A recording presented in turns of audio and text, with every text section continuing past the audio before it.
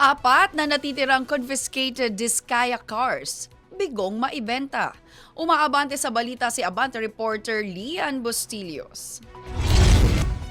Yes, Meiji, muling bigong maibenta ang apat na natitirang luxury vehicles na kinumpiska mula sa mag-asawang contractors na sina Curly at Sara Diskaya sa isinagawang negotiated sale ng Bureau of Customs ngayong araw. Bahagi ang mga sasakyan sa 21 sale lots na inalok sa publiko. Dalawang offerors ang dumalo sa negotiated sale, ngunit hindi malinaw kung para sa mga naturang sasakyan ba ang kanilang interes. Ito'y dahil hindi na nabuksan ang mga isinumiteng sealed offers ng dalawang offerors matapos mabigong makompleto ang kinakailangang dokumento.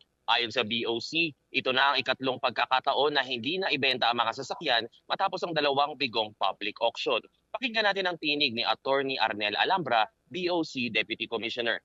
Yes, Wedge, kabilang sa mga hindi na bentang sasakyan ng 2022 GMC Yukon Denali, isang 2021 Cadillac Escalade, isang 2022 Maserati Levante Modena, at isa ulit na 2022 GMC Yukon XL Denali. Ito'y tinatayang makakalikob ng humigit kumulang 16 million pesos para sa pamahalaan. Samantala, plano ng BOC na ipagpatuloy ang regular na negotiated sale once a month at hinihikayat ang publiko na makilahok sa mga susunod na auction o sale na regular din magbantay sa kanilang mga opisyal na pages at website para abangan ang mga anunsyo para sa mga schedule ng bentahan. Ako, si Lian Bustillos. Abante.